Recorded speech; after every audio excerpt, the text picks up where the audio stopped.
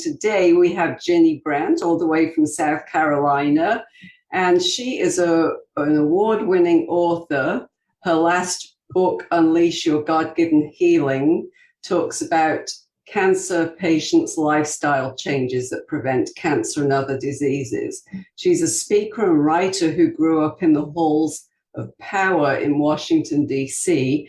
She's obviously battled cancer, ministered around the world, and served on the front line of American culture as a counselor, educator, wellness advocate, and adjunct professor.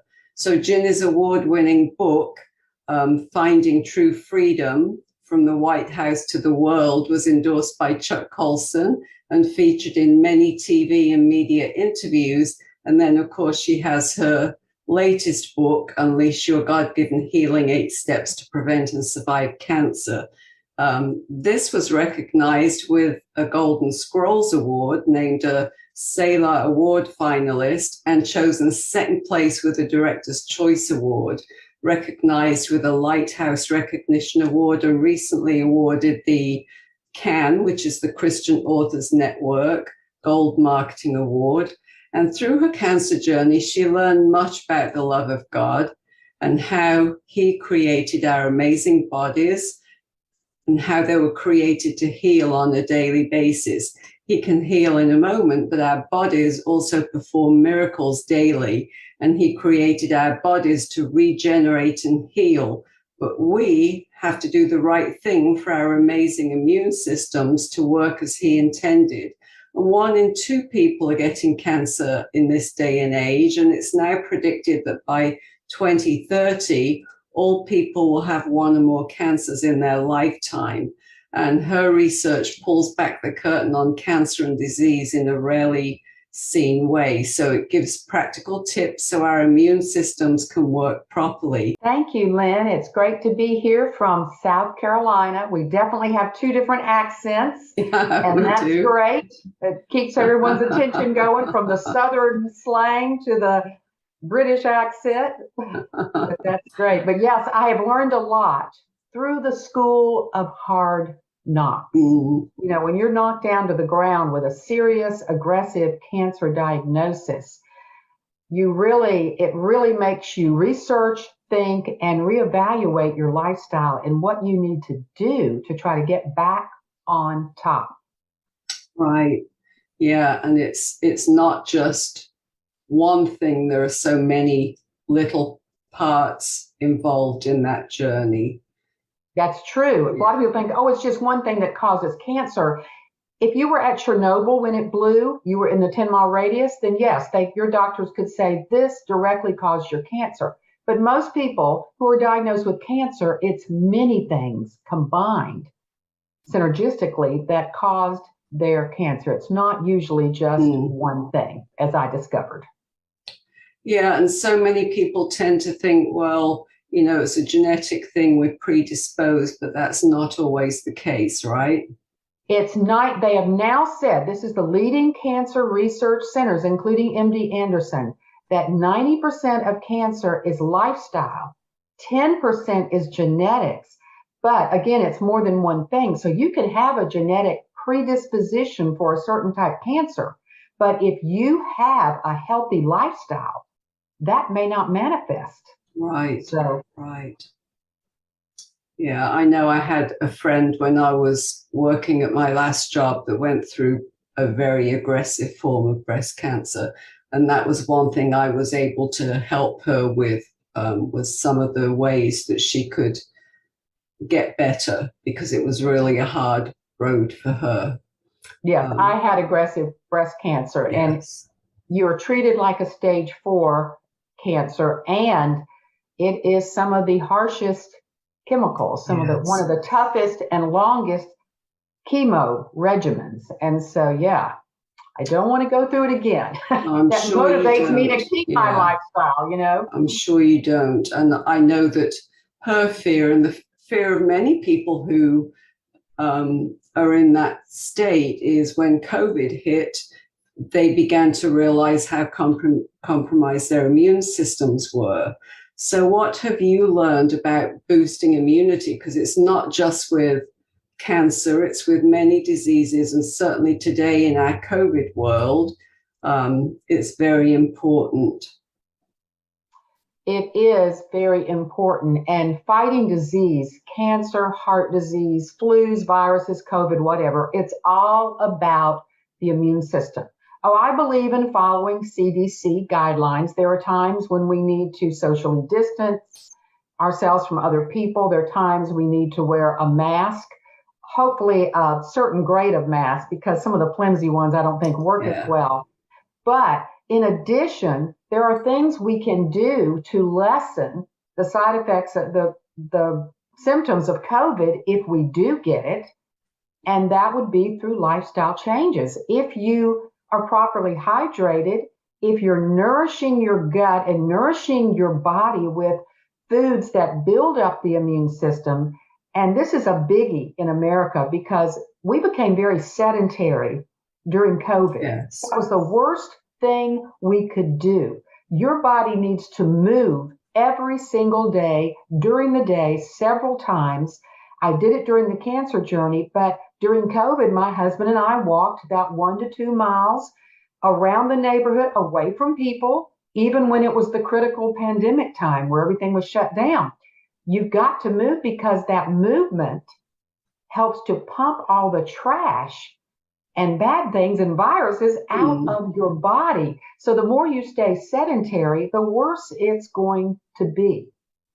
So I can hear now some people saying, well, that's all well and good, but I can't move really well. So how would you address that with people who feel they can't move very well?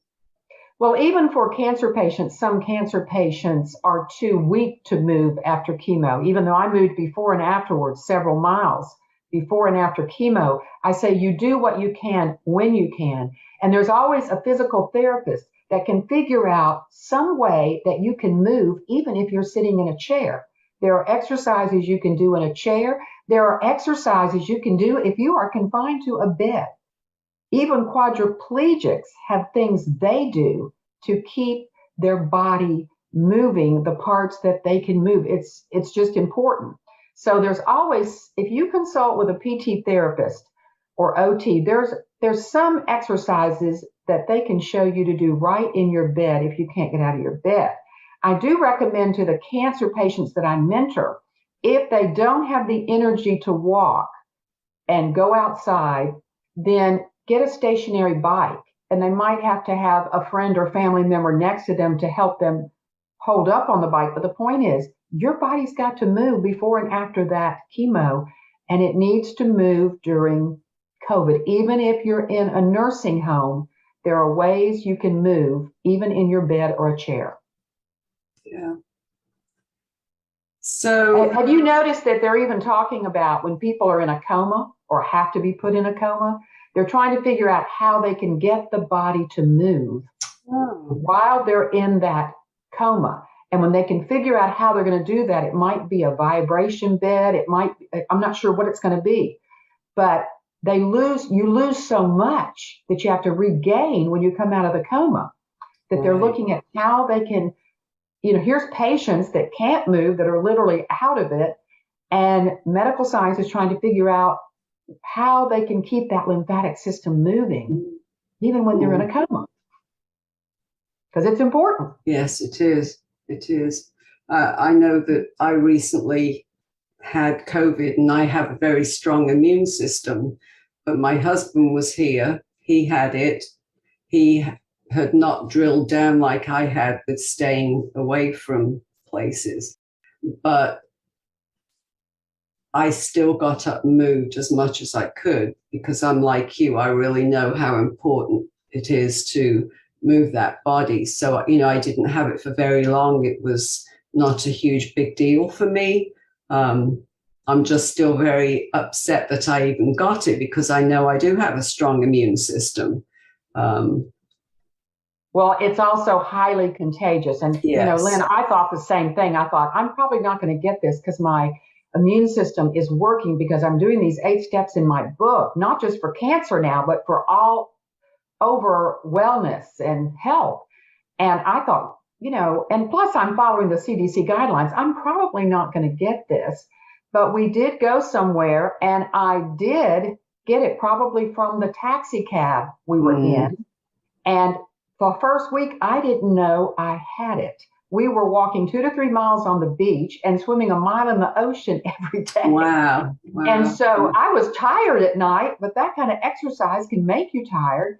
And the symptoms were so mild, I didn't know I had anything. When I got home the next week, I felt the exhaustion. And I said, boy, I'm really weak. And it turned out it was COVID, So all the things they said on the CDC website, the symptoms, I didn't have the symptoms that they talked about, except for the second week of fatigue, a little bit of scratchiness in my throat, and loss of appetite was my main symptom. Well, that's not listed. It's loss of taste and smell that they always talk about. So had no idea I had COVID. So for me, it wasn't a big deal, but that shows for you and for me that our immune system was functioning properly and that the symptoms didn't go AWOL on us, Yeah. But yeah, I think anybody can catch. I know lots of health nuts around the United States that have eventually gotten COVID because it is so highly contagious. Yes. So share with us a few of your steps in your book that would help people. Okay, let me start with hydration. It doesn't cost anything to hydrate properly, but what people don't realize is that proper hydration affects every cell, every organ, and every organ system in your body, including your immune system. That immune system needs enough water for everything it's going to do to work properly. And a lot of people don't realize you need at least half your body weight in fluid ounces a day, and caffeine doesn't count, neither does wine or beer, because those do the opposite and take more water out of your system. So when you figure, like, if you're my weight, about 150 pounds, that's 75 ounces of water or hydrating fluids that you need that day. And I found out that smoothies count if they're made with fresh fruits and vegetables. And of course, water counts, milk counts, fruit juices count, but you got to watch the blood sugar there. Yes. And when you take just a lemon or lime and squeeze it into the water, it kind of enhances the hydration. But this 75 ounces for a 150-pound person a day is just at a minimum. If you feel a flu or COVID coming on, you would increase hydration. If you're going through chemotherapy, you would increase hydration 2 days before the day of chemotherapy and 2 days afterwards to help your lymphatic system to get the chemo to every cell and to help move it out once it's done its job.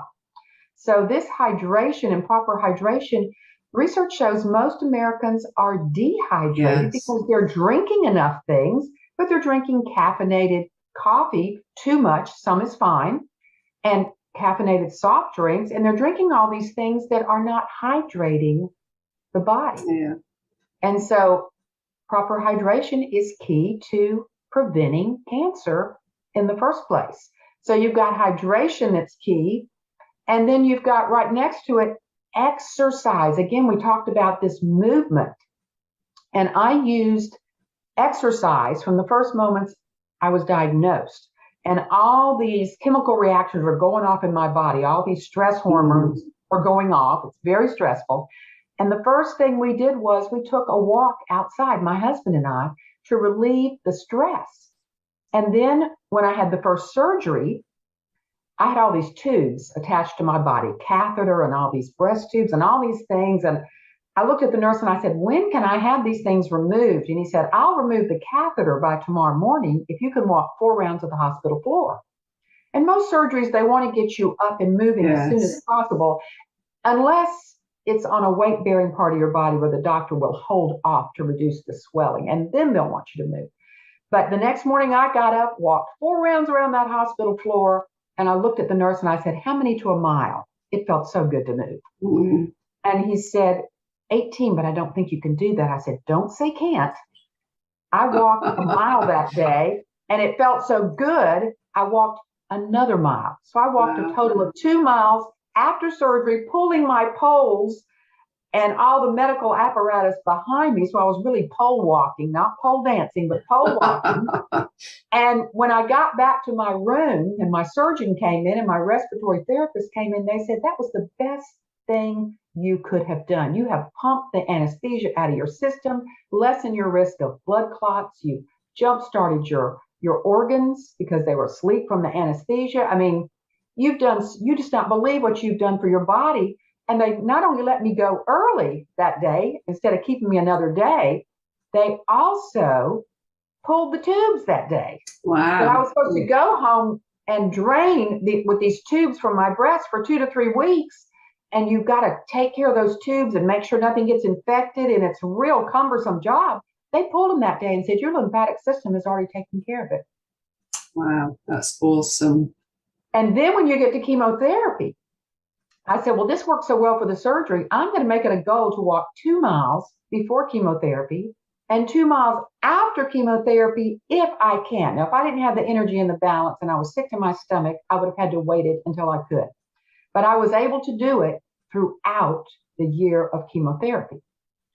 And what was interesting was when I finished the chemotherapy, my doctors were kind of amazed because 6 weeks after chemotherapy was over, my immune system was back and functioning in the normal ranges with white blood cells, red blood cells, and platelets in normal ranges.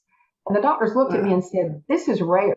It usually takes, for the chemo regimen you've just been through, it usually takes 2 to 5 years for these blood levels to come back into normal ranges. And for some people, they don't come back. And so they couldn't figure out why, but they just called me their rock star cancer patient. Well, 2 years after that, my doctors pointed me to research in Australia where 30 entities, cancer entities, came together to pool their information and make a statement on the value of exercise, not only in preventing cancer, but for helping cancer patients to get through the chemotherapy journey. And they said, basically, if exercise were a pill, it should be prescribed to every cancer patient worldwide. What does it do? It pumps that lymphatic system to take out the trash and keeps the toxins from building up so high in your system. It ups your T cells and your white blood cells. I mean, it does so many things. And until that research came out, we didn't realize that's one of the reasons I did so well during chemotherapy. I was snow skiing, doing a 10-kilometer run that I walked briskly. I did not run it. And I was, hiking in the mountains with my sons, a good 4-mile round trip. And my husband, these aren't things people normally do during chemotherapy. Right, yeah. But if you can do it, it would be the best thing. Now, medical science has proven it's the best thing a chemotherapy patient can do.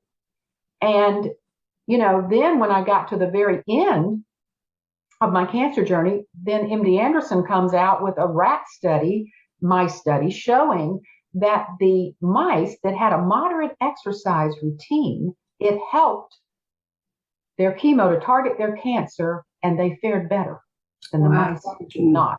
And so, it just, what I did to relieve stress is the point, did so much more, and now medical science knows that. So this idea that a chemotherapy patient would go home and lay in the bed all week is exactly what they should not be doing, and that's what people have been doing for years. And now doctors are starting, because of this new research, they're starting to, you might want to move. You might want to move. Move as much as you can when you can. Of course, you can't do it if you're sick to your stomach and you don't have the energy and balance. You have to wait until that is there. Right. But that's why I sometimes tell parents, your daughter needs to get up out of that bed after that chemo. She can't lie there all week. Dad, get on one side, mom, get on the other. And you support her as she moves, Yeah. So these are the kind of things that you have to look at. And it just shows you exercise is key in preventing cancer to begin with.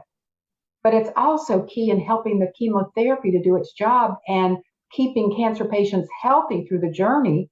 And then for those patients that have had cancer and don't want it coming back, again, exercise, plus it benefits your heart, your lungs, your brain, your bones, every part of your body. And you don't have to run, you can walk. Walking is a great exercise. So that's just 2 of the 8 keys in my book with all the medical research. And what's interesting is an oncologist came behind me, Dr. Robert Elliott, who was impressed with what I was learning and sharing with people. And he wrote the foreword to my book.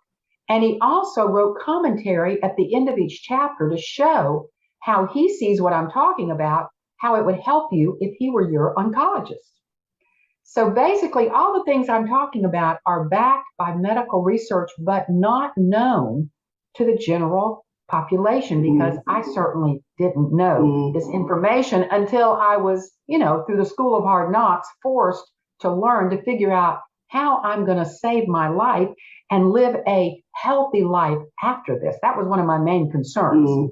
You can die from the chemotherapy. You can die from the cancer treatments. It doesn't always happen, but it can happen.